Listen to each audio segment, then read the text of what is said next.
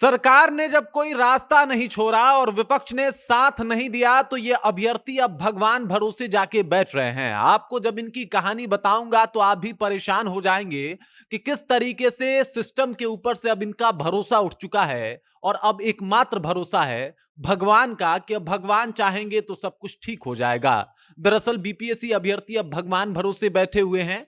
वो जाके ज्ञापन हनुमान जी को सौंप रहे हैं, राम जी को सौंपने की बातें कर रहे हैं और ये बात बता रहा है कि वो अब अपने आप को कितना बेबस, मजबूर और लाचार समझ रहे हैं। पूरी जानकारी क्या है सब कुछ आपको बताऊंगा, लेकिन उससे पहले मेरा परिचय जान लीजिए। मेरा नाम है रजत और आप जनता जंक्शन देख रहे हैं। आपको बता दूं कि आमतौर पे भी आपने देखा होगा कि लोग भगवान की तरफ तब जाके रुख करता है जब उनको कोई और चारा नहीं सूझता है, और ऐसी ही हालत अभी बीपीएससी अभ्यर्थियों की हो गई है।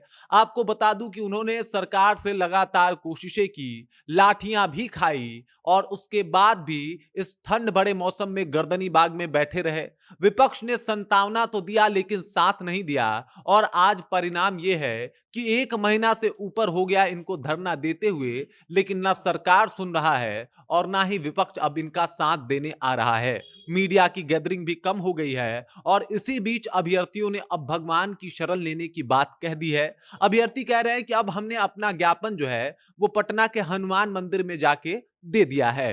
ये संकट मोचन है और अब इन्हीं से उम्मीद है, यही अब हमारे संकट को दूर करेंगे। अभ्यर्थियों का मानना है कि जो सबसे बड़ा सरकार है वो तो ऊपर बैठ के भगवान चला रहे हैं, इन तुच्छ सरकारों का क्या ही कहना। ये लोग जो सत्ता के मद में चूर हैं, शायद भगवान चाहेंगे तो इनको सुबुद्धि आ जाएगी। यही नहीं, अभ्यर्थी ये भी बोल रहे हैं कि एक जो ज्ञापन है हम राम मंदिर में भी भिजवाएंगे और असल में जो राम राज्य कायम होना है उसके लिए हम प्रार्थना करेंगे। हम भगवान से प्रार्थना करेंगे कि नीतीश कुमार की जो बुद्धि है वो ठीक हो जाए। पहले वो एक बड़े अच्छे नेता थे, लेकिन अभी उनकी जो बातें हैं वो बड़ी अलग हो गई है। अब देख लीजिए बीपीएससी अभ्यर्थी जो है उनके नाराज होने के कई कारण हैं। आप देख लीजिए, वैसे तो विपक्ष की पहले बातें कर लेते हैं। विपक्ष कहता है कि साथ है लेकिन साथ दिखाई नहीं देता। एक दिन जाके तेजस्वी यादव बैठ के चले आते हैं, एक दिन राहुल गांधी बैठ के चले आते हैं, कभी कभार पप्पू यादव का मन करता है तो चले जाते हैं, अपनी बातों को कह देते हैं और उसके बाद से वो अपने कामों में लग जाते हैं। लेकिन अभ्यर्थी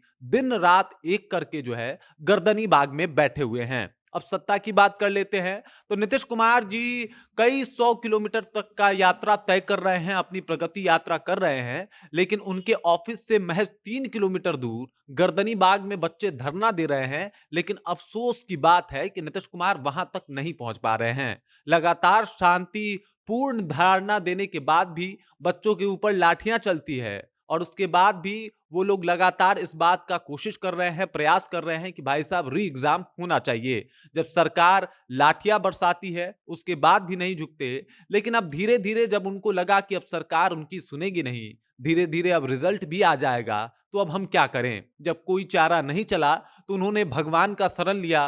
वो कह रहे हैं कि अब भगवान ही हमारे सब कुछ सुनेंगे, संकट मोचन ही हमारे इस संकट का निवारण करेंगे और शायद सब कुछ ठीक हो जाए, शायद सब कुछ बेहतर हो जाए। अब आप उनके दुख का अंदाजा लगा सकते हैं। सिस्टम से विश्वास उठ चुका है, विपक्ष उनका साथ दे नहीं रहा है और अब वो हताश हैं, निराश हैं और इतने परेशान हैं कि भगवान के सिवा उनको कोई दूसरा ऑप्शन नहीं दिखाई दे रहा। उन्होंने कहा कि कोर्ट में हमने याचिका तो दे दी है, लेकिन कोर्ट में फैसला शायद बहुत देर आए और इतना देर हो जाए कि तब तक जो है कहीं ना कहीं हम लोग का एज ही एक्सपायर ना हो जाए। और इस वजह से वो परेशान विद्यार्थी जो है अब भगवान के शरण में पहुंच गए हैं। ये बता रहा है कि सिस्टम से भरोसा किस तरीके से उठता है, किस तरीके से लोगों को लगने लगा है कि सरकार पावर में है तो वो उनकी नहीं सुनेगी, तो भी वो उनका कुछ नहीं बिगाड़ सकते। और ये सच्चाई भी है। नीतीश कुमार लाठी चलवा सकते हैं लेकिन नीतीश कुमार के ये अभ्यर्थी कुछ नहीं बिगाड़ सकते। नीतीश कुमार उनसे मिलने नहीं जा सकते लेकिन नीतीश कुमार के ये अभ्यर्थी कुछ नहीं बिगाड़ सकते। और इस बात को भली भांति जानने के बाद अब मंदिर मंदिर भटक रहे हैं, जाके माथा टेक रहे हैं, ज्ञापन सौंप रहे हैं और इस प्रयास में है कि शायद भगवान जो है वो अब नीतीश कुमार को थोड़ी सी सुबुद्धि दे दे और तब जाके नीतीश कुमार जो है वो इनकी बातों को सुन लें, या फिर तेजस्वी यादव पे ज्यादा असर पड़ जाए इस बातों का और तेजस्वी यादव अपने एमएलए के साथ आके एक बार इस धरना स्थल पे भी बैठ जाएं। तेजस्वी यादव को भी देख लीजिए, कार्यकर्ता दर्शन कर रहे हैं, अपने योजनाओं के बारे में बता रहे हैं, युवा को मुख्य पे रख रहे हैं। लेकिन अफसोस की बात यह है कि एक बार के बाद दोबारा इस बात का आप जिक्र भी करते दिखाई नहीं देते तेजस्वी यादव कि आखिरकार इन बीपीएससी अभ्यर्थियों का क्या हुआ या फिर क्या होगा।